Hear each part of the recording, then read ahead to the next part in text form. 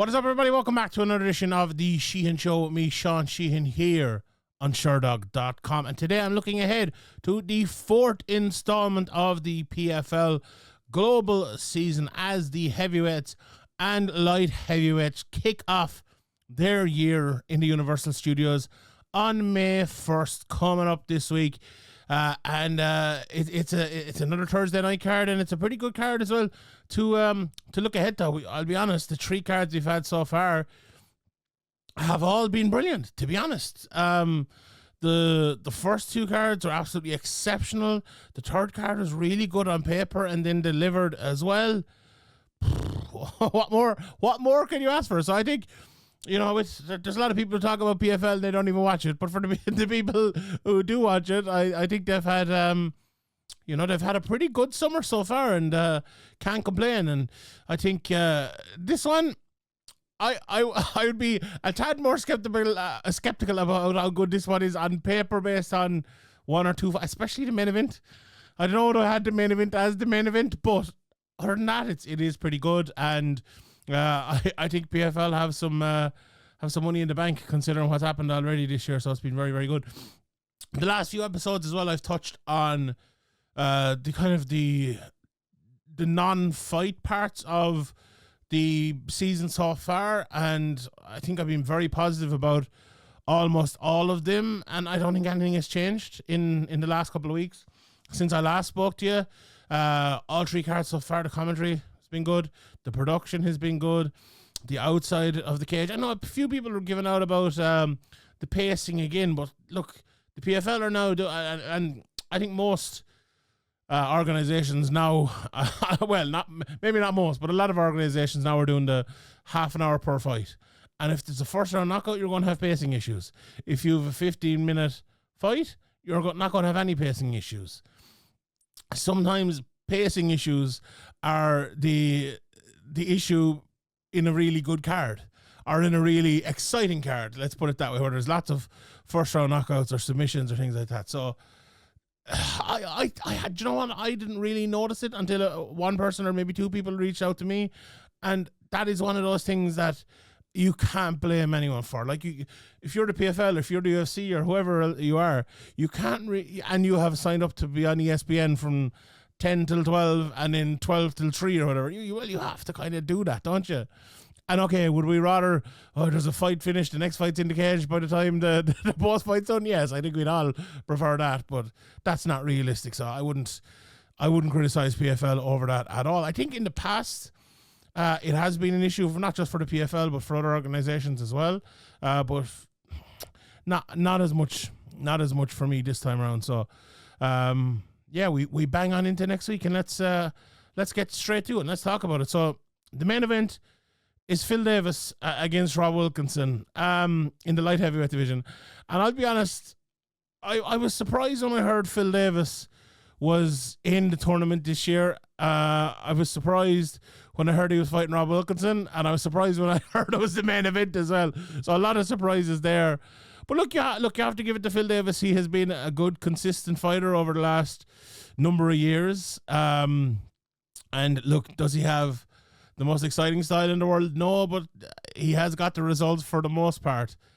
PFL do call themselves the meritocracy, and you eat what you kill type of thing. You get what you earn, and putting Phil Davis in a spot like this would adhere to that mantra, I suppose. So fair play to him. I would personally have done it, but that's my opinion on it. On the fight itself, I think it's an interesting fight. Like, if this fight had happened, and it's funny to say this considering Phil Davis is 40 years of age now, but if this fight had happened a year and a half, 2 years ago, I would have been like, Rob Wilkinson is looking at a great point in his career. He's looking good. He's beaten all around him. I'd probably pick Wilkinson maybe to land the bigger shots, maybe pull off a decision, if not a finish, against Phil Davis and win it that way. After last year, I'm not so sure. Again, this is at light heavyweight. He obviously up from middleweight where he looked amazing. Like last year, the Tom Breeze fight, he won that, but that was over very quickly, and Breeze was one of those ones where it wasn't the best night for Breeze. Silveira went to a split decision. I think a lot of people thought Silveira won that fight, myself included, if I'm not mistaken. I watched bits and pieces of it today, but I didn't watch back the whole fight in a scoring manner. And then he lost to Shimordov, obviously, who was the champion in the end. So there are questions, I suppose, about where Rob Wilkinson is in his career now. Obviously, he had that fight against Thiago Santos overturned as everyone did that fateful night, and it's not. I don't think he's been the same since. Is it the light heavyweight thing? You know, is it that run? You got the $1 million? Are you going to fight the same after the $1 million? What is it? You know, what is it? I don't know. Will this losing last year force him or give him the pickup, I suppose, to bounce back this year? We will see. Phil Davis on the other side of it then, as I said, at 40 years of age, this is his first fight in going on for 2 years now. He lost last time out to Corey Anderson. It was over a year before that where he fought Julius Angliscus, and it was 5 or 6 months before that when he fought Yoel Romero and won after losing to Nimkov before that. So again, where is Phil Davis at this stage of his career? Again, 40 years of age, hasn't fought in 2 years, has fought once in the last 3.5 years or something like that. A lot of what we, what I like to say in the business of making predictions and talking about fights, there's a lot of what we don't know. What do we know? We know what both of these guys have been like. Like Phil Davis is a guy who's gone to a decision 21 times, I believe, in his career, including the one no contest, won 13 of them, lost 7 of them. And that's the sort of fighter he is. He will go for a takedown if it's there, obviously coming from Penn State, a collegiate background. He's turned into a guy, though, who strikes an awful lot and keeps lads at the end of his jab and dominates fights in that manner. And he's very, very hard to break down. Usually the guys who beat him are the guys who can do a similar sort of thing and have more output or more, power and damage behind their shots. Phil Davis is very, very good at controlling, but he isn't the hardest hitter in the world. He's not exactly going to run away with rounds.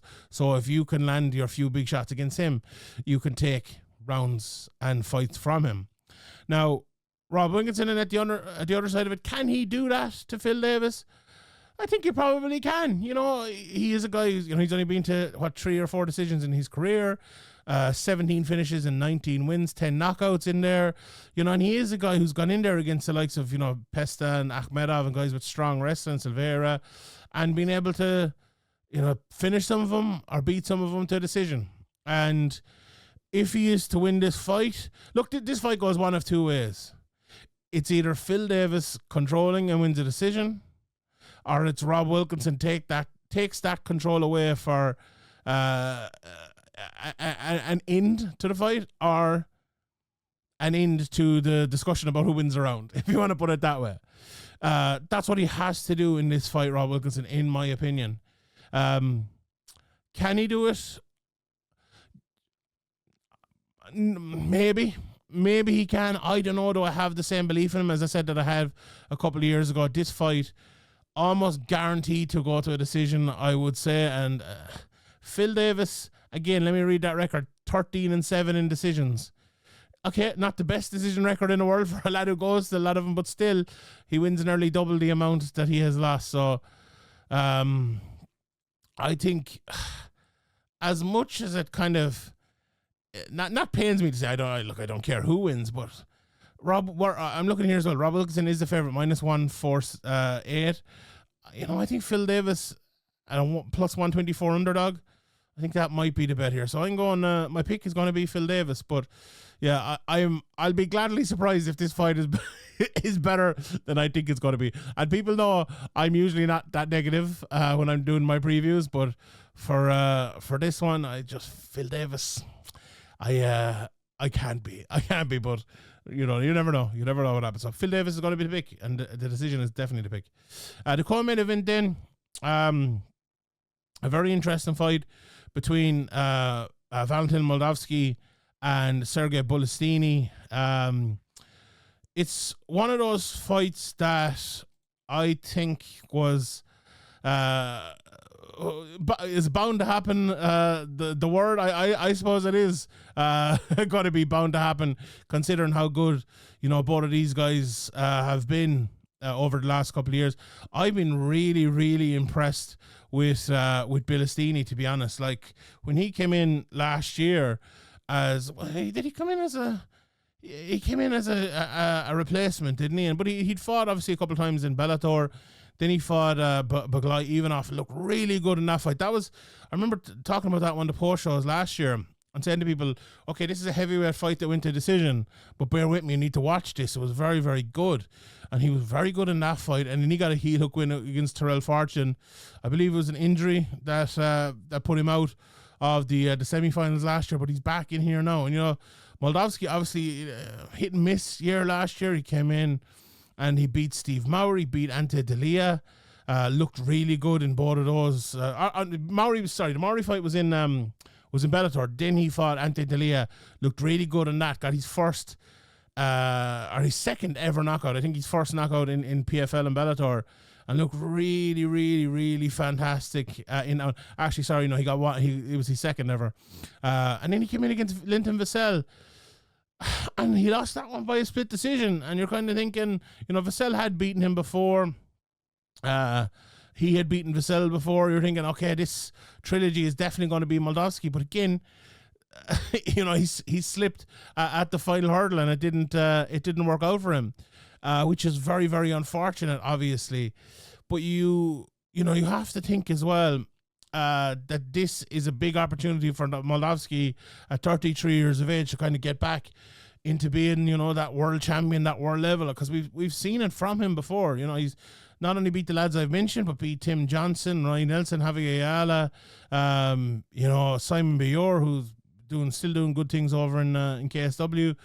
Karl Albrechtsen, more as well, being in there with Ryan Bader, went to decision, lost that one, but he's fought to a very, very high level. And, this is a tough matchup against Bilostenniy, who's only 29, similar sort of stature, both 6'1", both probably faster than most guys for this division. As I said about Bilostenniy, like he only lost to Terrell Fortune in all his fights in the last 5 or 6 years in Bellator and other places. Then he beat him, and he beat him in 2 minutes last time out. He's a much improved fighter and just a much better guy altogether. Like I'm kind of struggling to give a pick in this one, because I don't know, maybe this is the sort of fight where the heart says Bilostenniy a little bit, because I do like his style, but Moldavsky is the guy who wins fights. He's very, very good control. He can fight in all ranges. Whereas, Bilostenniy is obviously going to be more of a striker, even though he obviously won by a heel hook in that one and has a few submission wins in his career. But Bilostenniy will need to get to Moldavsky. It's not easy to get to Moldavsky. Like every time he has lost, Vassell did finish him once, but other than that, he's lost every time by decision. Is Bilostenniy going to beat him by decision? I'm not so sure. I think I'm just about going to lean Moldavsky, but not with any great certainty. And maybe that'll shock some people. But that is, that's the kind of the way I think it might fall here. So it's going to be an interesting fight, I think, and it's going to be one of those fights that, again, I think people might be shocked by the quality of it, because they're two very, very talented guys, two very, very good guys, and we'll see. I suppose we'll see how that goes. I'm just going to run to another fight here now, just in case I forget it as well, because there has been a late change in the PFL, and that is the fight with Lyndon Vassell, who I just mentioned. He was supposed to fight Oleg Popov. Popov is now fighting Karl Williams, who is a guy who has been around and is a good, solid fighter. For Popov, though, again, he's another guy last year who impressed an awful lot. I thought he was the sort of guy I thought that was going to, you know, go all the way. And he obviously didn't quite get there in the end. But again, another guy who's 19-2 in his career, at a stage in his career as well where a lot of these guys are, I think, this is the time. You lost it in his Golsov. There's no shame in that. You're 33 years of age. You're looking as well at Williams, a guy who was in the UFC and had a pretty good run in the UFC. He won 3 of his fights in as well as a Contender Series fight. And then lost to Jonathan Deniz via decision. It wasn't a great fight. I think people remember that. But there's no doubt about it. He's a talented guy. Again, another guy who's well used as a heavyweight of going to decisions, which is not always the case here. I think the one issue that he will have against Popov is Popov is a real finisher. And, he's the type of guy who can finish you at any time. He has first round, second round, third round finishes.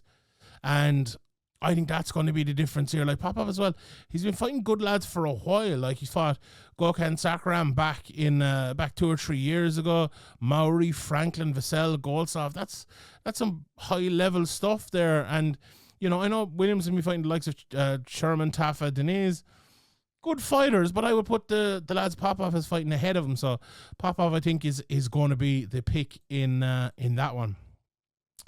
The next fight I want to talk about is probably the fight I'm most looking forward to on this card in the light heavyweight division, and I'm a bit biased here, obviously, but Karl Moore is fighting Antonio Carlos Jr. And Karl, you people outside of Ireland maybe might be forgiven for forgetting that Karl was in a title fight in his last fight against Corey Anderson and put on a real great show of himself in that. I think a lot of people were talking, including Corey Anderson, about a rematch as a possibility down the line. Now, if Karl wins this, that'll be a probability, I think, more than a possibility. But for Karl to bounce back off of that fight, you're coming in almost a year to the day later. I know he's been training a lot with Will Fleury, the double champion over in Octagon. Obviously, Johnny Walker was part of that training camp as well, but has obviously moved on to Vegas now. But Karl is always well prepared when he comes into these, and he's gone in against a guy who has really dominated a lot in PFL in his time there. He's 35 years of age now. In the last couple of weeks is Antonio Carlos Jr. Shoeface. A bit of a shock losing obviously to Alex Polizzi last year. I think, if I'm not mistaken, wasn't he still going through, and then he ended up getting injured, but like he had beaten Simon Biong as well last year. He was out for the year before that. He'd won in 2022, beating Martin Hamlet, Monte and Suito as well in there as well. After, we all remember that fight where he beat Emiliano Sardi, and he had beaten Tom Lawler before that in PFL as well after the run in the UFC, obviously, where it had gone really, really well before that, but ended up obviously in 3 losses. But like, he's wins over the likes of Marvin Vettori and Tim Boach and people like that. Like, Shoeface has had a real good career. You'd just be thinking at this stage of it, where is he? Where is he at this stage of his career, having, not fought that regularly over the last while, 2 fights in the last 4 years, only 1 win in the last 4 years. In the last 3 years. It's tough to come back in there against a guy as good and as athletic and big and strong as well as Karl Moore. So I'm interested to see where this goes. Obviously, you only have to look at the Sherdog page of Shoeface to know what he is. 16 wins, 12 submissions, 4 decisions, no knockouts. He's he's lost 6 fights, 5 of them being by decision. So he's either going to submit you or you're going to win a decision against him. Karl has only been submitted once in his career. He's very, very good on the ground. Like the gym he comes off from up the north was a very good submission gym and jiu-jitsu gym, and obviously down in SPG as well. We know how good they are. Karl has 7 finishes in his career and he's 12 wins. He has, I think, become a very well-rounded fighter over the last few years. He can wrestle, he can, and as well as wrestling, he can add in the wrestling, in bits and sports, which is very, very good. And he can strike well as well.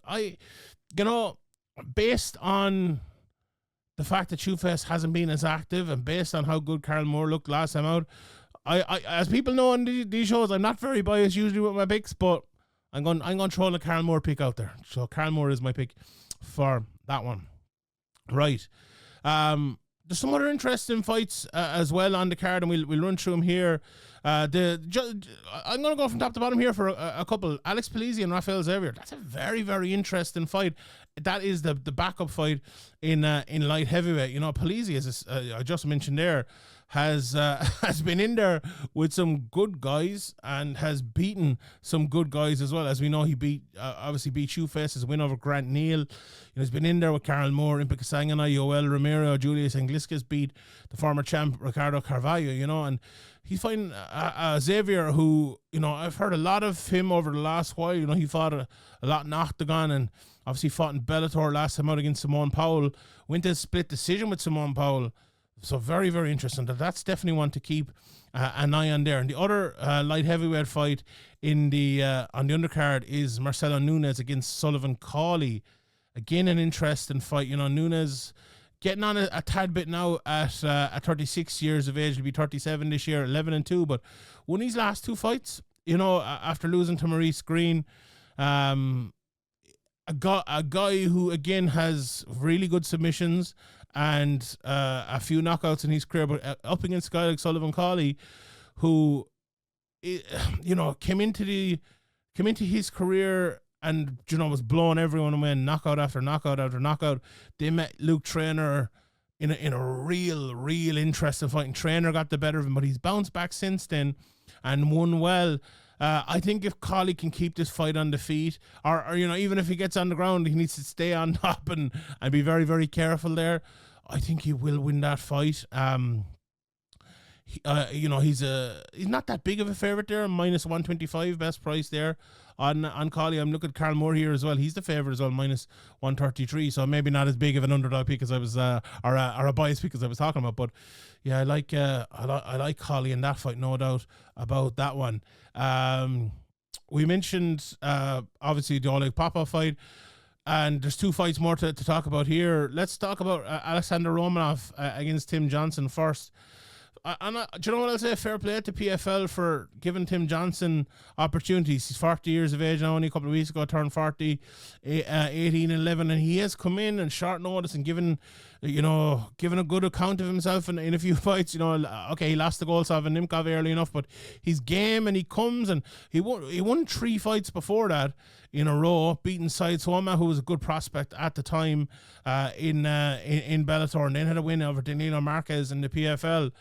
And, you know, against Romanov, as we all know, a guy who had a good enough run in the UFC, you know, with a few wins. He beat Ricardo Nascimento and Belay Ivanov and Chase Sherman, as well as a few others. You know, he's been in the UFC since 2020. He's had, 10, 11 fights in the UFC or whatever it is. And, you know, a guy as well who's a finisher, a real finisher. 15 of his 18 wins have finished inside the distance, well able to submit a guy, well able to knock a guy out.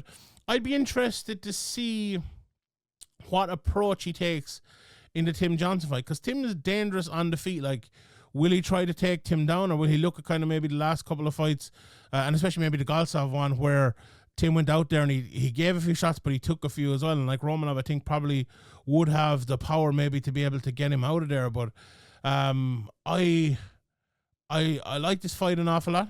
I think when I say I like this fight an awful lot, I think it's going to be, people give it out about the pacing. This is one where we're going to have a bit of pacing afterwards.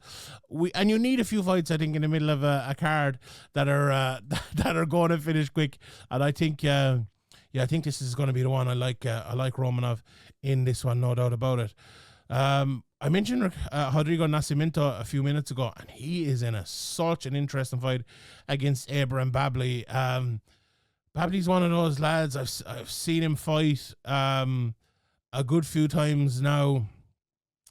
He fought on the Bellator card in Dublin. I saw him up close, and even though that fight went to decision, you can tell like the amount of power this lad has. You know, he fought in PFL obviously a few times, fought outside as well, but was in against Tim Trabelsi last time out. And you might look at that loss and say, oh, you know, that's kind of at this stage of his career, if he's that good of a prospect, should he really be losing?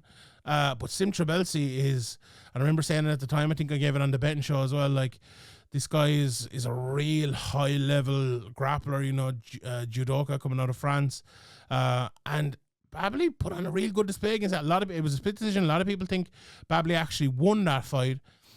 So if he can come out of that much improved, it's 5 months out. I think really the sky's the limit for him. But he's gone in against a guy now in Nascimento who's had 14 fights, who's 32 years of age, has been in the UFC, has high-level wins over the likes of Dantel Mays, Ilir Latifi, Tanner Bozer, and others as well. But big fights. He fought Romanov, I just mentioned earlier, went to the third round against Derek Lewis as well, which we all know is no mean feat. But, Nascimento is, as I said, he's a good test for him. He's good on the ground, has a few knockouts in his career. You would be thinking if Babli can keep this fight on the feet, let those hands go, he could, he could cause Nascimento real problems here. Babli's actually the underdog, but it's a very close fight again. Plus 110 for Babli, minus 130 for Nascimento. Again, I think I'd probably be going for the young gun here. I know he's only he's 29, and Nascimento's 32, so not the biggest difference here. But I think in terms of miles on the clock, let's put it that way, I think Babli is the younger man. But yeah, that's one of those fights, I think, and Babli's one of those guys as well that you'll be waiting for him to take off. You really would, because the sky's the limit for this guy. And as I said, at 29 in the heavyweight division, a real guy who could do damage in this year and in upcoming years as well. I think I touched on every fight now apart from Karl Albrechtsen against Simone Powell. And you know what this is? This is kind of like the hatch door fight of the night for a guy like Simone Powell, or Simeon. I always call him Simeon, Smooth Simeon Powell. 10-1 in his career. I mentioned that Xavier fight the last time out, went to decision in that one. Fought Jacob Neto, another guy whose name I always mispronounce, and lost in that fight. And that was a big shock. He came into that fight 9-0, had looked really good in his first few PFL appearances, got a lovely knee knockout and was looking better and better in each fight after coming out of the UK scene, obviously. And it was all kind of grounds broken then. And then he comes back against Xavier, and, and a few people tell me before that Xavier is going to be, is going to put it up to him. And he absolutely did. There was no doubt about that. And you lost, you won a close one. What's going to happen next? Well, what should happen next is the bounce back. This is when right, okay, I got that win on my belt. I'm back on a winning streak. Now let's get back to me being great, as Simeon Powell definitely looks. The only problem is here now, he's coming in here against the guy with 20 fights and Karl Albrechtsen. Let me throw out some of the names this guy has been in there with, like Karl Moore, Yashimurdov, Nimkov, Phil Davis, Yuri Prohachka, Valentin Moldavsky, Vadim Nimkov. Is that enough? Those are some, and he's beaten some of them as well. He's beaten Nimkov. He's beaten Yashimurdov. He had a fight with Chuck Campbell, who's been around the scene for a good while last time out, and he ended up losing that. But it's good to see Karl Albrechtsen getting another shot in here, and it's a good test for a young guy like Simone Powell, or Simeon. I'm always doing it. Simeon Powell, at 26 years of age, to get. Albrechtsen can fight everywhere. He can fight on the feet, he can fight on the ground. It doesn't really matter to him. Powell can as well. Powell is one of those new age heavyweights, really fast and athletic and hits hard, but can take you down and has a submission. Now he's 4 knockouts, 3 submissions, which is very good. 6'4", big guy in the light heavyweight division. I'll be honest, let me check the betting odds for this. Powell is the favourite at minus 163. I think that's just about right, but a lot of these fights are so equal in terms of the betting. I will be picking Powell, but Albrechtsen is a real test for him. So very interesting card this weekend, from top to bottom, and I can't wait to see it. But until then, I will let you go. Thank you very much for tuning in. If you like this, please share. Let people know on Facebook, on Twitter, on Instagram, wherever you are. And enjoy the fights this weekend. But until next time, my name is Sheehan for Sherdog.com, and I'll see you all next time.